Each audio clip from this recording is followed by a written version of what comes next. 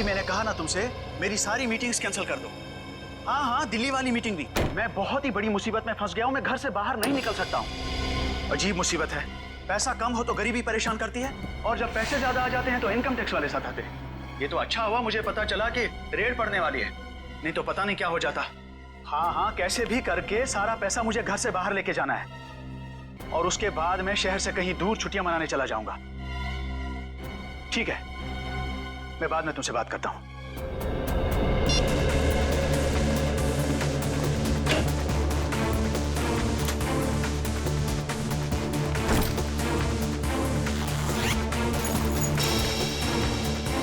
ऐसा तो सारा ठीक ठाक ही लग रहा है।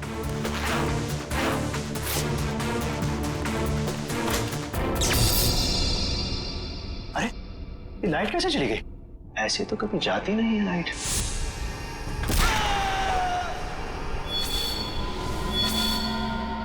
कौन हो तुम और क्यों कर रहे हो ये सब?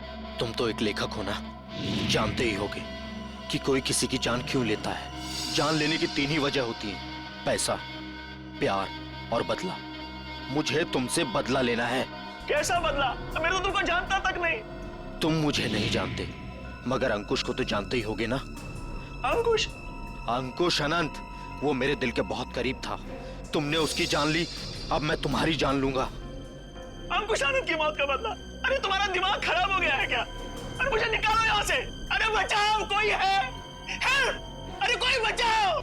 कोई नहीं बचाएगा अब तुम्हें। जिस तरह तुमने अंकुश अनंत को तड़पा तड़पा के मारा था, ठीक उसी तरह मैं तुम्हें तड़पा तड़पा के मारूंगा।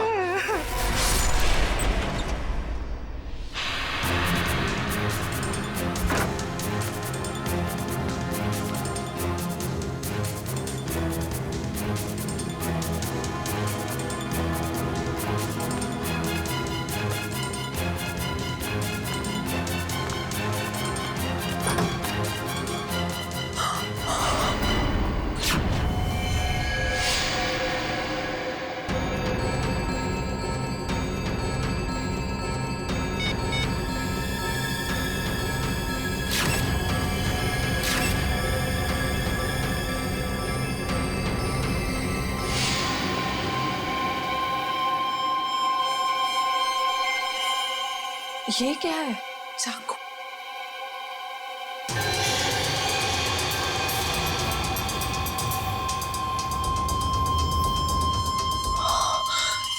ये क्या किया मैंने? फोटो खींचने के चक्कर में अपनी उंगलियों के निशान चाकू पे छोड़ दिए।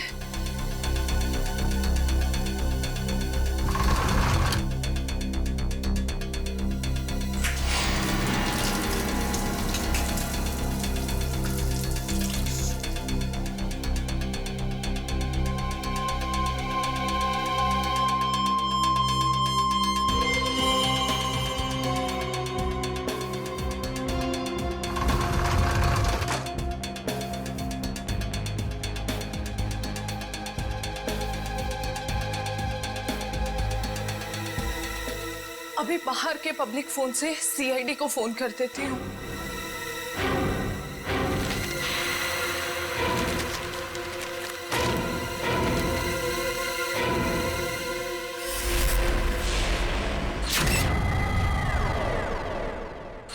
बड़ी बेरहमी से मारा है इसे।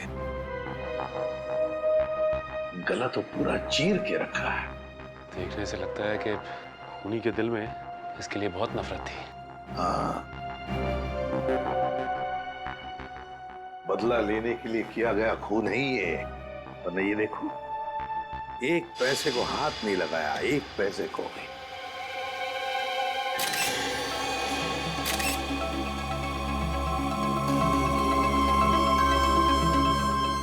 सर, हाँ, सर ये देखिए, ये चाकू वहां बेड के पास पड़ा हुआ था। सर, इस चाकू पे तो जरा भी खून नहीं लगा हुआ है, बिल्कुल साफ है। श्रेया, स्प्रे मार के देखो जरा। सर,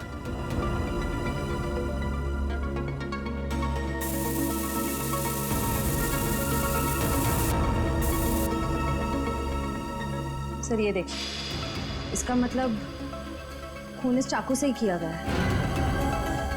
रंग बदल गया, मतलब चाकू पर खून है। खून इसी चाकू से किया गया है। सर एक बात समझ में नहीं आ रही, खूनी ने चाकू को साफ करके यहीं क्यों छोड़ दिया? वो इसे अपने साथ भी तो ले जा सकता था। बिल्कुल, चाकू यहीं पर छोड़ के क्यों गया वो, और वो भी साफ करके? कोई ना कोई तो वजह जरूर है। सर, हाँ दगोड़िया जी का मैनेजर आ गया। आ गया? जी सर। ठीक है सचिन, बॉडी को फॉरेंसिक लैब भेजने का बंदोबस्त करो। अच्छा। इस मैनेजर से मिलता हूँ।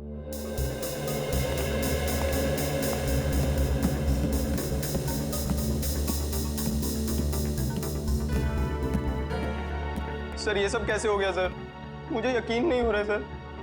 सर कल रात को ही तो मेरी दगोड़िया सर से फोन पे बात हुई थी, तब तो सब ठीक था। दगोड़िया जी का किसी के साथ कोई झगड़ा वगड़ा था? कोई दुश्मनी थी? नहीं सर, जहां तक मुझे याद है ऐसा कभी उन्होंने कोई जिक्र नहीं किया। एक लड़की ने हमें फोन किया था, वो कहाँ है? सर लड़की ने? हाँ।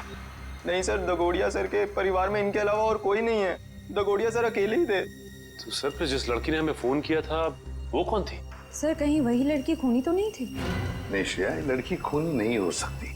लाश को उठा के ऊपर लटकाना कोई आसान काम नहीं है, कि कोई लड़की नहीं कर सकती। सर एक और बात समझ में नहीं आ रही, लड़की हमें इन्फॉर्म करने के बाद कि खून हुआ है यहाँ पे, खुद कैसे गायब हो गई? डर गई होगी और शायद इसीलिए उसने लैंडलाइन से, मेरा मतलब है पीसीओ से, हमें फोन किया होगा। ऊपर जो पैसों से भरी बैग है, क्या जानते हैं आप उस पैसे वाले बैग के बारे में? दरअसल दगोड़िया सर कल काफी परेशान थे। एक्चुअली उन्हें पता चला था कि उनके घर में इनकम टैक्स की रेड पड़ने वाली है, और इसीलिए उन्होंने अपनी सारी मीटिंग्स भी कैंसिल करवा दी थी। अच्छा, तो शायद इसीलिए पैसे ठिकाने लगाने के प्लानिंग में लगे होंगे दगोड़िया जी।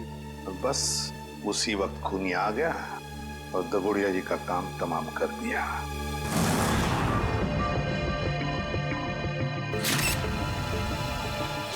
एक मिनट, ये देख रहे हो इसके गाल पर ये नीला नीला निशान? हाँ सर। ये देखो, ये निशान दोनों तरफ। ये कोई जहर का चक्कर तो नहीं? हो सकता है सर, लेकिन वैभव ऐसा लगता है जैसे ये उंगलियों का निशान है। कहीं ऐसा तो नहीं है कि खूनी ने इसका मुंह दबाने की कोशिश की हो? इसे देख के तो ऐसा ही लग रहा है सर। पर क्यों? कहीं ऐसा तो नहीं कि खूनी इसका मुंह खोलना चाहता हो सकता है। इसका मुंह देखना चाहिए खोल के।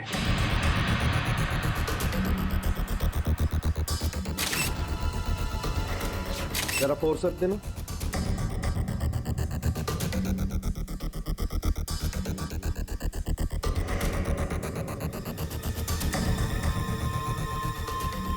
ये देखो, इसके मुंह में ये कागज का टुकड़ा, क्या हो सकता है ये?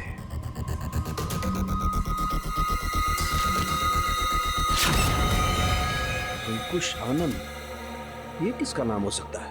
खूनी अपना नाम लिख करके तो कागज का टुकड़ा इसके मुंह में डालेगा नहीं। नहीं सर। फिर चक्कर क्या है? अरे देखो, कागज के दोनों तरफ खून भी लगा हुआ है। साळुंखे, ये कागज तुझे दगोड़िया के मुंह में से मिला? हाँ बॉस, मुझे भी बड़ा ताजुब हुआ। कोई खूनी किसी के मुंह में कागज रख के क्यों जाएगा? सर ये भी तो हो सकता है कि ये कागज खूनी ने उनके मुंह में ना रखा हो, बल्कि उन्होंने खुद मरने से पहले ये कागज खूनी से बचाने के लिए अपने मुंह में खुद ही डाल दिया। हाँ सर, हो सकता है उनकी मौत इस कागज की वजह से ही हुई हो सकता है वो ना चाहते हो कि ये कागज खूनी के हाथ लग जाए, इसीलिए उन्होंने इस कागज को अपने मुंह में छुपा लिया। नहीं श्रेया, मुझे नहीं लगता कि कागज उन्होंने खुद अपने मुंह में छुपाया, बल्कि जिस तरीके के नीले निशान उनके गालों पर पड़े हुए थे, मुझे तो ये लगता है कि खूनी ने जबरदस्ती उनका मुंह खोला और बाद में ये कागज उनके मुंह में ठूस दी। साळुंखे, खून से सने कागज पर लिखा है अंकुश आनंद। ये जो खून है, क्या दगोड़िया के मुंह के अंदर कोई चोट के निशान या फिर कोई खून था? नहीं बॉस, लाश के मुंह में किसी किस्म का कोई जख्म या कोई चोट का निशान नहीं था। मुझे लगता है कि खूनी ने पहले दगोड़िया साहब को मारा और उसके बाद ये कागज उनके मुंह में रख दिया। ये जो खून लगा है कागज पे, ये खूनी का है? नहीं सचिन, ये खून दगोड़िया साहब का है। मैंने चेक कर लिया बॉस। सर, हाँ। इंटरनेट पे ये नाम सर्च किया मैंने, अंकुश आनंद। इस नाम के 2 लोग हैं सर, एक है चेन्नई में और दूसरा नासिक में। पता लगाओ इन दोनों के बारे में। इन दोनों में से एक का संबंध तो जरूर होगा, इस दगोड़िया के साथ जरूर होगा। हेलो, हाँ, कहाँ पे? ठीक है, हम लोग पहुंचते हैं। सर, एक और खून हो गया है, लेखक मुकेश कुमार का। लेखक मुकेश कुमार? मतलब एक और लेखक का खून? तो फिर जरूर इस मुकेश कुमार और दगोड़िया के खून में कोई ना कोई संबंध है, कोई ना कोई संबंध जरूर है।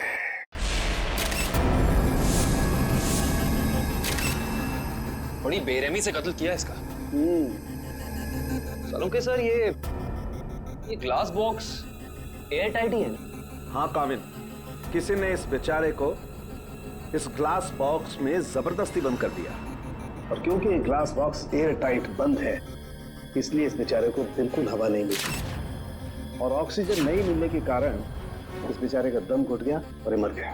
हाँ सर, ये इसके हाथ पे लगे हुए जख्म और ये नाखूनों का निशान और इस पे लगा खून तो यही बताता है कि इन्होंने अपने आप को बचाने की बहुत कोशिश की। एक काम करते हैं, पहले इस लाश को बाहर निकालते हैं। Yes sir.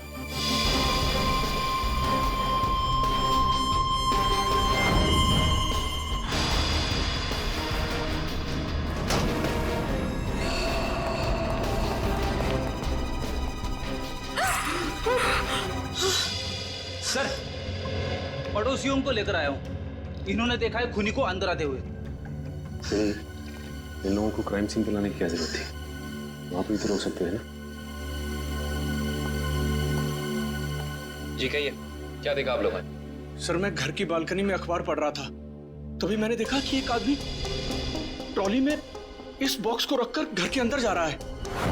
ये ग्लास बॉक्स लेके जब वो घर के अंदर जा रहा था तो उसने हाथ में ग्लव्स पहने थे? नहीं सर, ग्लव्स नहीं पहने थे। अच्छा, ये आदमी अकेला था या फिर इसके साथ कोई और भी था? वो अकेला था। तुमने उसका चेहरा देखा? स्केच बना सकते हो? नहीं सर, चेहरा तो याद नहीं।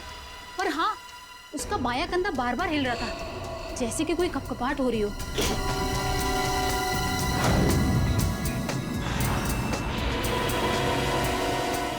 कैविन, यस सर।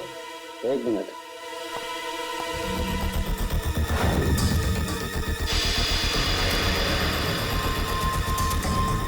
ये देखो कैविन, इस लाश के मुंह में ही ये कागज का टुकड़ा। कहीं इस कागज के टुकड़े पे भी अंकुश आनंद का नाम तो नहीं लिखा? देखना पड़ेगा।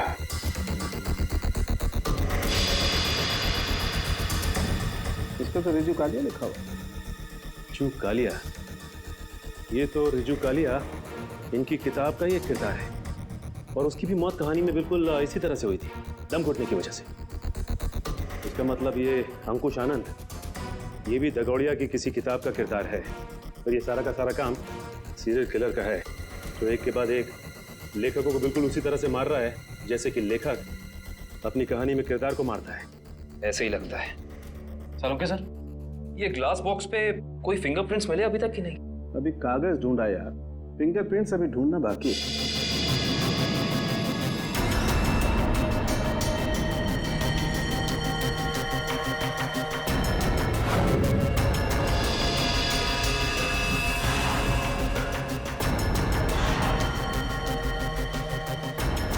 मैग्नीफाइंग ग्लास देना जरा।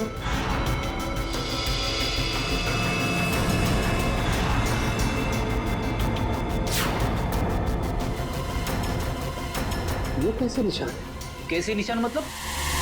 डैडी, मैंने अपनी पूरी जिंदगी में उंगलियों के निशानों पर अंग्रेजी के अक्षर छपे हुए नहीं देखे। उंगलियों के निशानों पे अंग्रेजी के अक्षर? हाँ काविन, दिखाता। पूरा ग्लास दे। ये लीजिए।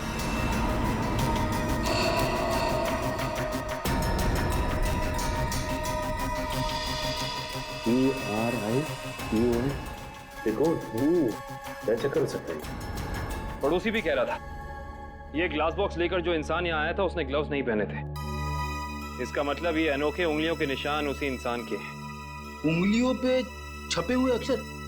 सालून के साहब, ये कैसे मुमकिन है? मुमकिन है फ्रेडी, बॉडी मॉडिफिकेशन के जरिए मुमकिन है।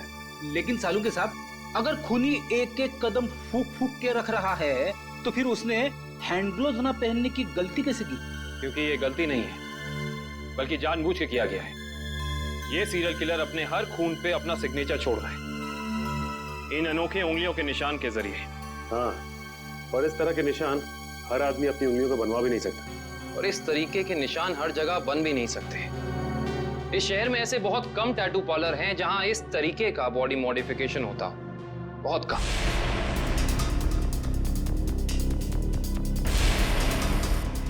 यस, ये बॉडी मॉडिफिकेशन आपने किया है? No sir. क्या आपने बनाया?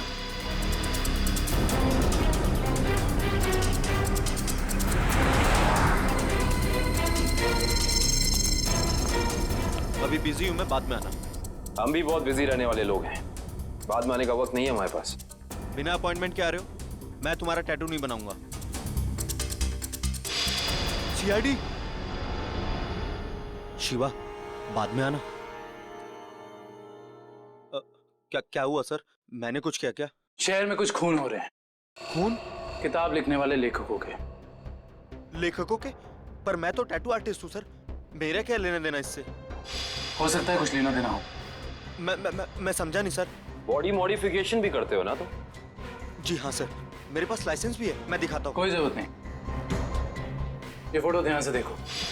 ये त्रिकोण वाली कलाकारी तुमने दिखाई थी किसी के हाथ पे? जी हाँ सर, मैंने की थी, पर मुझे नहीं पता था कि ये किलर होगा सर। पता है हमें, डरो मत। हाँ, लेकिन इस इंसान की कोई ना कोई डिटेल तो जरूर होगी तुम्हारे पास, है ना? जी हाँ सर, मैं 1 मिनट में लेके आता हूँ सर।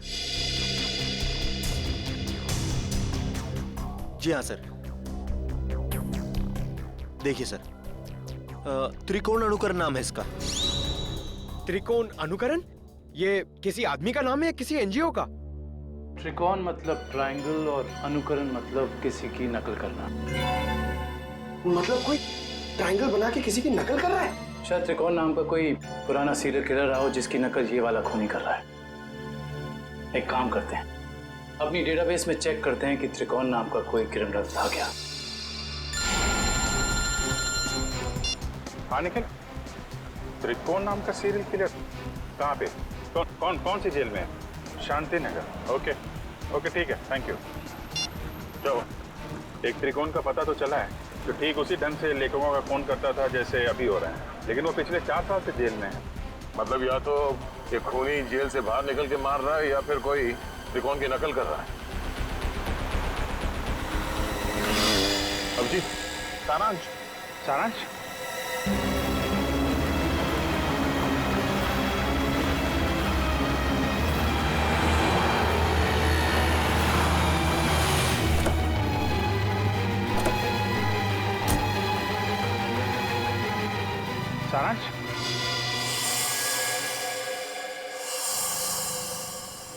नहीं अंकल, मैं तो अभिषेक हूँ। माफ करना, हम इसे कोई और समझ बैठे थे। सर 15 दिन हो गए, अखबार, न्यूज़पेपर्स, हर जगह कोशिश कर ली, मगर सारांश हमें मिला ही नहीं सर। मिलेगा पंकज, जरूर मिलेगा। मेरा दिल बोल रहा है सारांश हमें जरूर मिलेगा। सर, ये लोग सीआईडी से आए।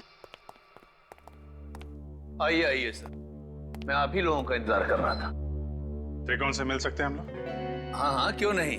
पर सर, मुझे नहीं लगता कि त्रिकोण ये सारे खून कर रहा है, क्योंकि इस जेल से बाहर निकलना बिल्कुल ही नामुमकिन है। अच्छा, इस त्रिकोण का स्वभाव कैसा है अभी यहाँ इस जेल में? हिंसक और खतरनाक ही है या? नहीं सर, ऐसा बिल्कुल भी नहीं है। वो तो बहुत ही शांत और सुलझा हुआ है। मैं तो खुद चाह रहा था कि सरकार से अपील करूं कि उसकी सजा माफ कर दी जाए। अब ये कोई संयोग तो नहीं हो सकता कि कोई उसकी नकल करके खून कर रहा है? हाल ही में कोई आया था उससे जेल में मिलने के लिए? नहीं सर, आप तो जानते हैं कि वो स्पेशल सेल में है, और स्पेशल सेल में बाहर वाला तो क्या, कोई जेल का कैदी भी उससे नहीं मिल सकता। चलिए जरा मिल लेते हैं।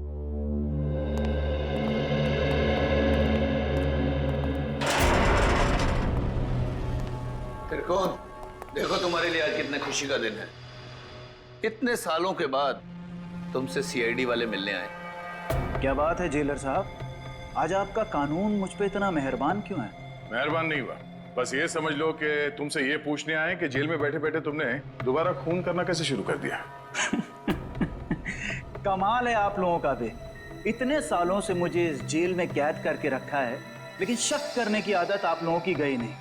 तो फिर कौन है वो जो बाहर लेखकों के खून कर रहा है ठीक तुम्हारी तरीके से, और तुम्हारी तरीके से कंधे उचकाता है? कौन हो सकता है जो मेरी तरह खून कर रहा है? शायद तुम्हारा कोई परिवार वाला, कोई दोस्त या कोई रिश्तेदार। कोई नहीं है मेरा। बचपन अनाथालय में बीता है और जवानी जुर्म की सड़कों पर। तो तुम ये कहना चाहते हो कि तुम्हारे खून करने के तरीके के बारे में किसी और को मालूम नहीं है? किसी को नहीं। तुम्हें किसी पे शक है? देखो, जो कुछ मालूम है बता दो, शायद हम किसी की जिंदगी बचाने में कामयाब हो जाए। क्या आपकी मदद करने से मेरी सजा कम हो सकती है? वादा नहीं कर सकते, लेकिन अगर तुम्हारी मदद से हम उस नकलची खूनी को पकड़ लेंगे तो दरख्वास्त जरूर करेंगे सरकार से तुम्हारी सजा कम हो जाए। ठीक है, मुझे उम्मीद है कि आप अपने शब्द भविष्य में आगे जरूर याद रखेंगे। मुझे लगता है कि वो मेरे लेखन पढ़ के ठीक उसी तरह खून कर रहा है। तुम्हारा लेखन? हाँ, पढ़ते पढ़ते कभी याद ही नहीं रहा कि मुझे भी लेखन का शौक हो गया है और मैं लिखने लगा। हर रोज रात को सोने से पहले मैं अपने विचार उस डायरी में व्यक्त करने लगा। मतलब मारने का प्लान, मारने का तरीका, उसका नाम, सब कुछ तुम उस डायरी में लिखते थे? जी हाँ, मुझे लगता है कि वो डायरी उसके हाथ लग गई और वो मेरे विचारों से प्रभावित होकर ठीक उसी तरह जुर्म के रास्ते पर आगे बढ़ चुका है। कहाँ रखी कहाँ थी तुमने वो डायरी? अनाथालय में छोड़ आया हूँ अपने अतीत के वो पन्नों को। जी, मैं सुरेश बोल रहा हूँ, जी के नगर अनाथालय से। वो जो आप बच्चों की किताबें भेजने वाले थे। ठीक है, मैं शाम को आके ले लूंगा। हाँ जी, नमस्ते। कहिए। सीआईडी? क्या बात है सर? जो बात हम आपसे कहना चाहते हैं उसका संबंध त्रिकोण से है। त्रिकोण? मुझे पता था कि एक न एक दिन त्रिकोण की वजह से यहाँ पुलिस या सीआईडी जरूर आएगी। क्या आप पहले से ही जानते थे कि त्रिकोण गुनाह के रास्ते पर चलने वाला था?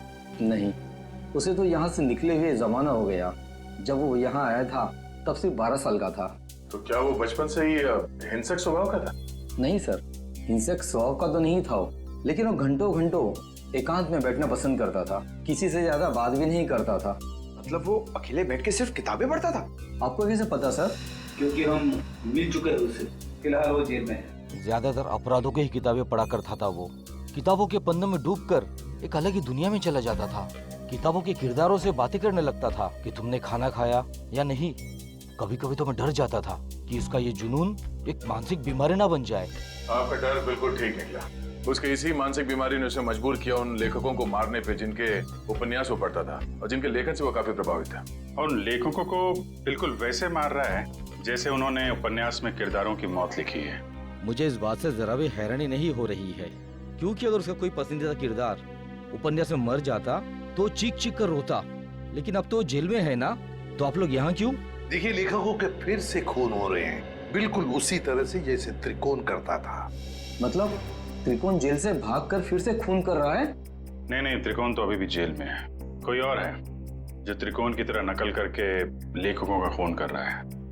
किसी पे शक है आपको?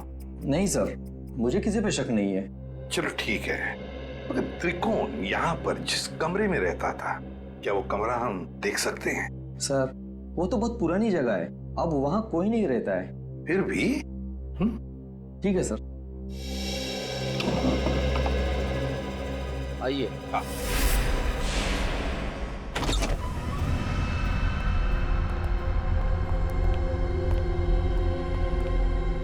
तो ये है त्रिकोण का कमरा। मैनेजर साहब, त्रिकोण के पास एक डायरी हुआ करती थी, कुछ जानते हो उस डायरी के बारे में? नहीं सर, हमें तो ऐसी कोई डायरी नहीं मिली। वैसे आप देख सकते हैं सर, यहाँ पे कुछ पुरानी किताबें पड़ी है, शायद उसमें हो। देखो फ्रेंड, किताबों को ऐसे क्यों रखा गया? संभाल के क्यों नहीं रखा? ऐसे तो दीमक खा जाएंगे इसे। माफ करना सर, दरअसल इस कमरे की तरफ मैंने ध्यान ही नहीं दिया।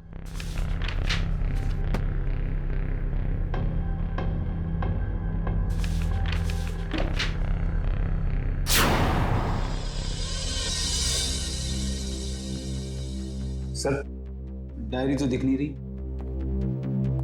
लेकिन मुझे कुछ दिख रहा है सर। क्या? सर, ये ईंट देखिए दीवार पे, बिल्कुल अलग है। पूरी दीवार में जितनी ईंट है उससे अलग है। दया, जरा देख लो। सर, वो केस याद है ना आपको? दीवार से लाशें निकलने वाला केस, कहीं इस केस में भी ऐसा ही कुछ? डायरी ढूंढ रहे हम, समझे? लाशें नहीं।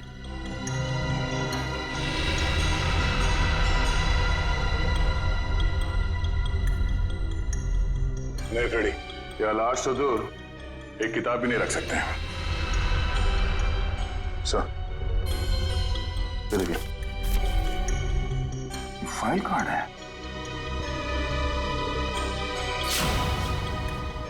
हाँ, त्रिकोण। मतलब वो नकलची खूनी डायरी निकाल के ले गया। अभिजीत, ये जरूर त्रिकोण के डायरी का कवर है। मतलब यहाँ जो भी आया था वो जानता था कि त्रिकोण ने अपनी डायरी कहाँ छुपा के रखी है। ये यहाँ त्रिकोण के बाद में कोई रहता था? हाँ सर, एक लड़का रहा करता था, सुंदर नाम था उसका।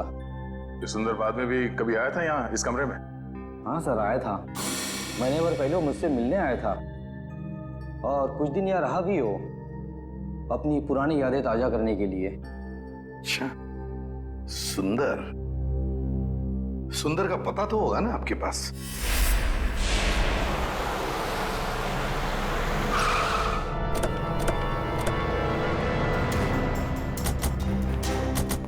वाह भाई वाह, कितना आलीशान घर बनाया सुंदर ने। अंदर चल के देखते हैं और क्या क्या आलीशान राज छिपा रखे हैं सुंदर ने। दरवाजा तो खुला हुआ है, कहीं भाग तो नहीं गया सुंदर? लगता है कुछ गड़बड़ है। सुंदर! ओह माय गॉड, वो देखो।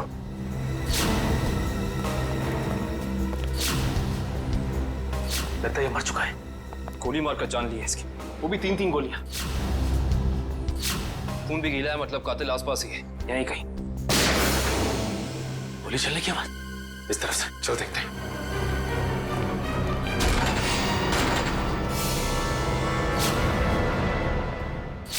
देखो से।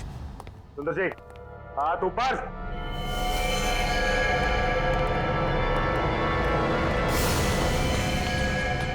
माय गॉड, खूनी बाहर है। दिव्या, विक्रम, पकड़ो उसे। लगता है ये हमें कुछ बताना चाहते हैं। हाँ कविंद।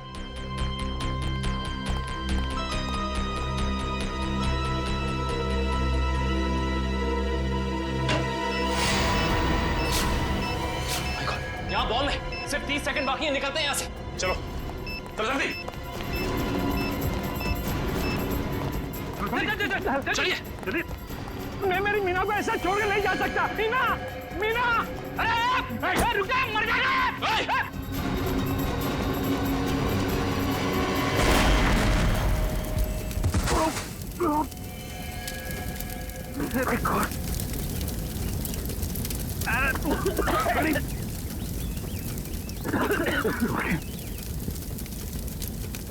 लगता है बीवी और नौकर के साथ साथ सुंदर जी भी मारे गए।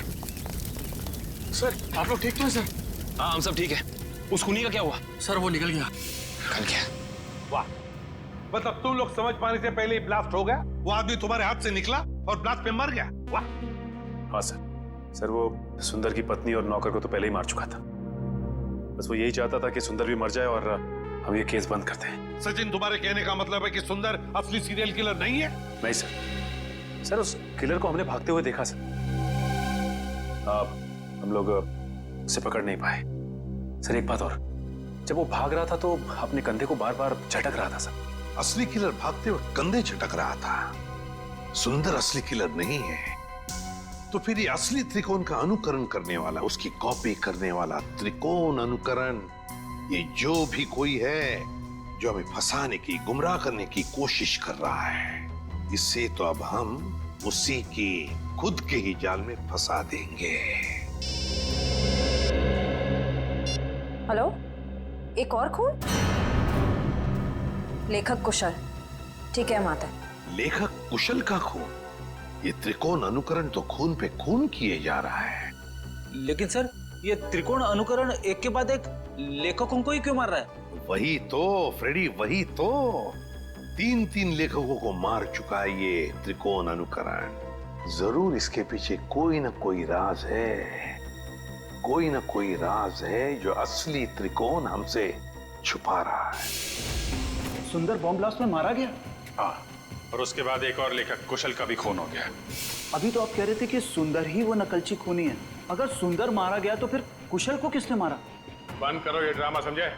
सुंदर के घर के बाहर जो मुजरिम भाग रहा था वो भी अपने कंधे को वैसे ही झटक रहा है जैसे तू झटक रहा है भाई।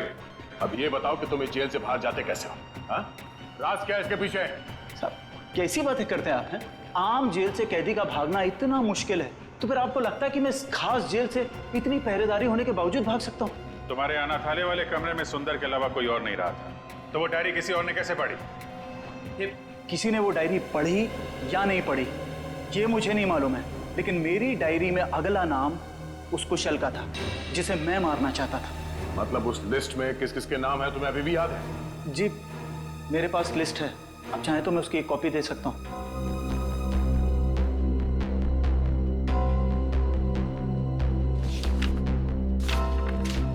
पहले देना चाहिए था, शायद कुशल की जान बच जाती। मुझे इस चीज की उम्मीद नहीं थी। आशा करता हूं कि आगे किसी और की जान नहीं जाएगी। दीपक, आखिरी नाम दीपक है। खून किया है तुमने, खून। खून? मैंने किसी का खून नहीं किया, मैं तो एक मामूली सा लेखक हूँ। शेखर? भूल गए शेखर को? कौन शेखर? मैं किसी शेखर को नहीं जानता। तुम्हारी किताब खूनी मंजिल का किरदार शेखर। अरे पागल हो गया क्या? वो कोई असली में शेखर इंसान थोड़ी ना है, वो तो मेरी कहानी का एक कैरेक्टर है, मेरा पात्र है वो। चल राइटर साहब, आपको थोड़ा सेंसिटिव होना चाहिए। आप इस तरह जल्दी करेंगे तो कैसे चलेगा? हाँ, अब आप भी जरा इस दर्द को महसूस करिए।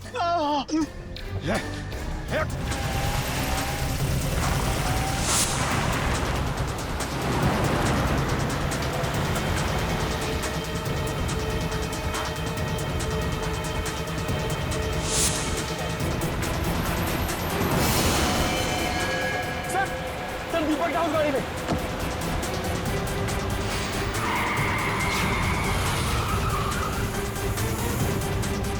उसमें? हाँ सर।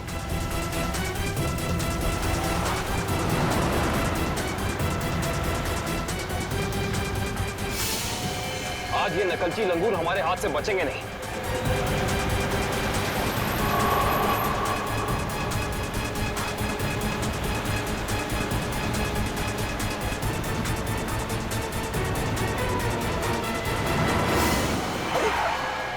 ये कौन आ गया?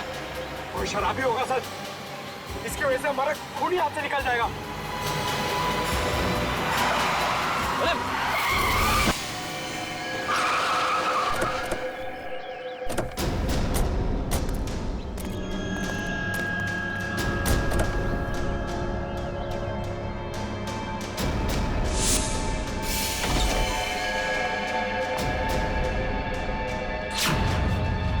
इनका तो बहुत खून भरा है।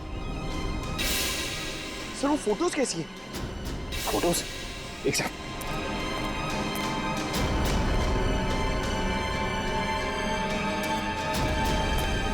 ये देखो, ये तस्वीरें केसी डगोडिया के क्राइम सीन की तस्वीरें इनके पास। ये फोटोज इसके पास कैसे आई सर? ये कोई जर्नलिस्ट या रिपोर्टर तो नहीं? जर्नलिस्ट को तो वहां अंदर आना अलाउ नहीं किया था। सर इसका मतलब ये हमारे पहुंचने से पहले वहां पहुंच गई थी। हो सकता है पंकज, कहीं ये वही लड़की तो नहीं जिसने हमें फोन करके बुलाया था? इसका होश में आना बहुत जरूरी है। दिव्या, पानी की छींटे डालो।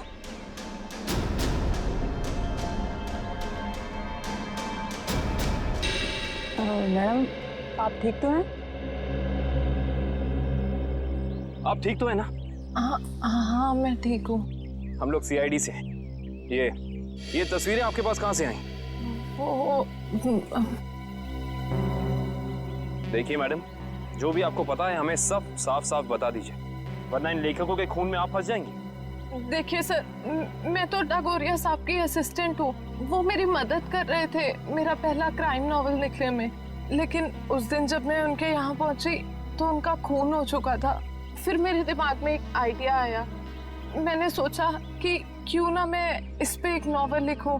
बस इसीलिए मैं आप लोगों का पीछा कर रही थी, ये जानने के लिए कि आप लोग कातिल को कैसे पकड़ेंगे। आप हमारा पीछा कर रही थी, इसका मतलब आप जानती थी कि हम कौन हैं। हाँ। अपनी नॉवल में ये भी लिख देना कि तुम्हारी वजह से खूनी हमारे हाथ से निकल गया। देखिए सर, मुझे माफ कर दीजिएगा, मैंने ये सब जानबूझ के नहीं किया। वो मेरी गाड़ी का ब्रेक अचानक फेल हो गया था, इसीलिए। सुनिए, अगर आपकी इस गलती की वजह से दीपक को अपनी जान गंवानी पड़ी ना, तो ये कानून आपको कभी माफ नहीं करेगा।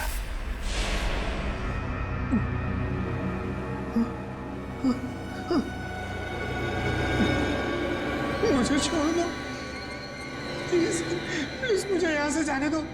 जाने ही तो दे रहा हूं तुझे। बहुत जल्द तू भी शेखर के पास पहुंच जाएगा। इसी तरह कुर्सी पर बांधकर मौत दी थी ना तूने उसे, अब तोहफे में तुझे भी यही मौत मिलेगी। बस थोड़ा सा इंतजार। इस मौत के उपन्यास का लेखक रचयिता भी आ रहा है तेरा साथ देने के लिए। त्रिकोण। सर जेलर साहब अंदर नहीं है। जरा बुलाओ उन्हें, हमें त्रिकोण से मिलना है। सर जेलर साहब तो त्रिकोण को लेकर हॉस्पिटल गए हैं, उसे अचानक से दिल का दौरा आया है। दिल का दौरा? कौन सा हॉस्पिटल लेके? अरे आप लोग? त्रिकोण कहाँ है? आईसीयू में है। क्या बात हो गई? झूठ बोलता है वो हमसे। अब भी कुछ है जो हमसे छुपा रहा है। चलिए दिखाइए। आइए।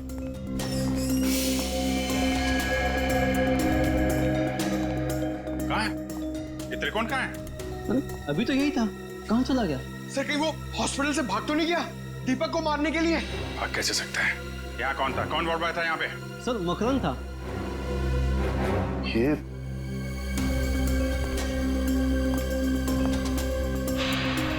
जीत तो बेहोशी की दवाई है।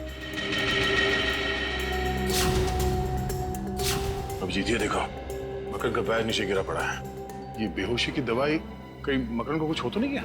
नहीं सर, अभी कुछ देर पहले ही देखा मैंने उसे, किसी मरीज को हॉस्पिटल के बाहर लेके जा रहा था वो। ये मकरन अभी वापस आएगा? नहीं सर, उसकी ड्यूटी खत्म हो गई। इसमें कहाँ मिलेगा वो? सर दारू के ठेके पे। अच्छा, तो ये है मकरन जी। हाँ सर, ये बार में बैठ के अपने दोस्तों के साथ शराब पी रहा था और अपने जुर्म के किस्से चटकारे लेकर सुना रहा था सर। तो हमने सोचा क्यों ना इसे ब्यूरो में ले चलें, इसकी अच्छी तरह से खातिरदारी करें। वाह वाह वाह सचिन, ये तुमने बहुत अच्छा काम कर दिया। क्यों मकरन जी, अब हमें भी सुनाओगे ना अपने कारनामों की कहानियां? क्यों, बताओ। साहब मुझे 1 लाख रुपए दिए गए थे उस मरीज को अपने वार्ड से बाहर लाकर गाड़ी में बिठाने के लिए। क्या? हाँ साहब। 1 लाख रुपए के लिए अपने आप को बेच दिया तुमने? किसने दिए थे पैसे तुम्हें? साहब ये मत पूछिए, अगर उसे पता चला कि मैंने उसका नाम बता दिया तो वो मुझे। अच्छा, तो तुम्हें क्या लगा हम तुम्हें ऐसे ही छोड़ेंगे? और खातिरदारी करेंगे हम तुम्हारी, ऐसी खातिरदारी कि जिंदगी भर याद रखोगे। क्यों सचिन? बिल्कुल सर। अरे नहीं साहब, इसकी क्या जरूरत है, मैं बताता हूँ ना साहब, बताता हूँ मैं। फिर बताओ जल्दी। ढूंढो इस घर को अच्छी तरह से ढूंढो। देखो कहीं छुप कर बैठा है क्या? कोई ना कोई सुराग तो जरूर मिलेगा।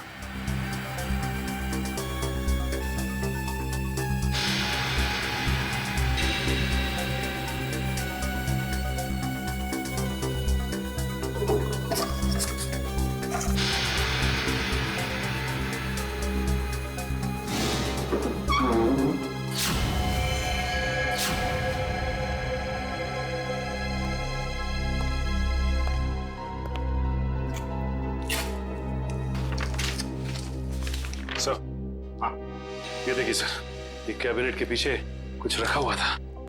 कागज है? हाँ सर, पेपर्स ही है। डायरी के पन्ने हैं। अरे ये तो त्रिकोण की डायरी के पन्ने हैं।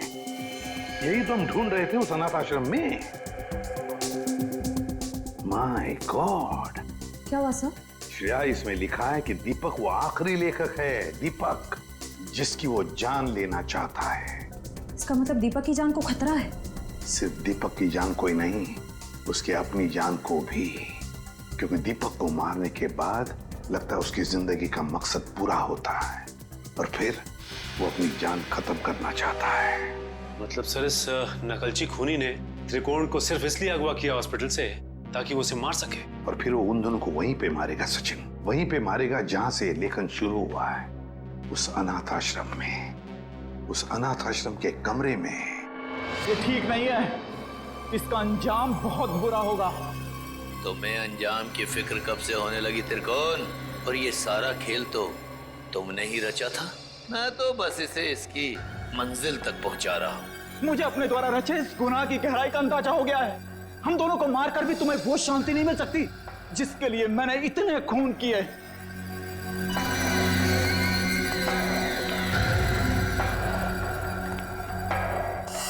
हाँ क्यों नहीं, पर मुझे नहीं लगता कि ये सारे खून त्रिकोण ही कर रहा है। बहुत देर हो चुकी है त्रिकोण। तेरे प्रवचन अब ना तो तेरी जान बचा सकते हैं और ना ही दीपक की। नहीं चला, तुम ऐसा नहीं कर सकते। अब तुझे मैं बिल्कुल वैसे ही मारूंगा जैसे त्रिकोण ने अपने उपन्यास में लिखा था। नहीं चला तुम। मुझे मत मारो, मुझे जाने दो। बस हो गया तुम्हारा खेल। अब अगर कोई हरकत की ना तुमने तो तेरा वो हाल करेंगे तो सोच भी नहीं सकता। सीआईडी, तो आखिर मेरा भेद खुल ही गया। तो अब तुम लोग मुझे फांसी पर चढ़ाए बिना तो छोड़ोगे नहीं। तो क्यों ना मैं फांसी पर चढ़ने से पहले इन दोनों को मार के अपना मकसद पूरा कर लूं।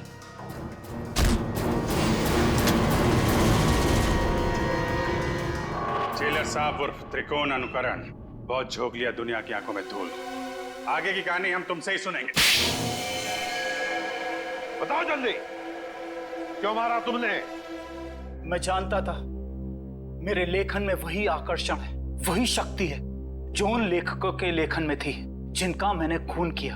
और इसीलिए त्रिकोण ने मुझे इसके अनाथालय भेजा ताकि इसकी डायरी के बहाने मैं इसका लेखन पढ़ सकूं और इसका फैन हो जाऊं, और ऐसा फैन हो जाऊं कि ये मुझसे जो चाहे वो करवा सके। जेलर साहब को फैन बनाने का मेरा सिर्फ और सिर्फ एक ही इरादा था, ताकि मैं अपनी सजा कम करा सकूं। इसलिए मैंने अपने हिसाब से इन्हें खून करने पर मजबूर किया ताकि मैं आप लोगों की मदद से सुंदर को पकड़वा सकूं और अपनी सजा कम करा सकूं। और सुंदर को बलि का बकरा बनाने के बाद मुझे इस बात का अंदेशा हुआ कि त्रिकोण का सपना कभी पूरा नहीं होगा। इसके लिए कुशल, दीपक और त्रिकोण की जान लेना भी जरूरी है। तो मैंने त्रिकोण के खाने में एक दवा मिला दी जिससे इसको दिल का दौरा पड़े, और फिर मैं इसे अस्पताल से अगवा करके इसको इसकी मंजिल तक पहुंचा सकूं। अगर सीआईडी को सुंदर की लाश मिल गई तो शायद वो सीरियल किलर को ढूंढना बंद कर दें,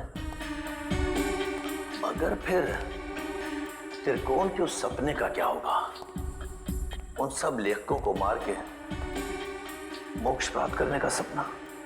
नहीं, मैं पूरा करूंगा त्रिकोण का वो सपना। मैं त्रिकोण को गुमराह होने नहीं दे सकता। उन सब लेखकों को मैं मारूंगा, और फिर उसके बाद त्रिकोण को भी मैं जिंदगी की जंजीरों से मुक्त कर दूंगा, जैसा कि वो चाहता है। सुंदर के मरने के बाद आप लोग कुशल की मौत की खबर लेकर आए तो मैं समझ गया ये जेलर किसी को नहीं छोड़ेगा, एक एक करके सबको मार देगा और अंत में मुझे मार देगा। तो और क्या करता? तुम्हारे लेखन में कशिश इतनी है। फिर मैं समझ गया अगर मुझे बचना है तो उसका सिर्फ एक ही रास्ता है, सीआईडी को तुम तक पहुंचाना, दीपक के घर। वाह रे वाह, कानून का रखवाला, वाह। और ऐसा घिनौना काम, एक मुजरिम का साथ दिया तुमने।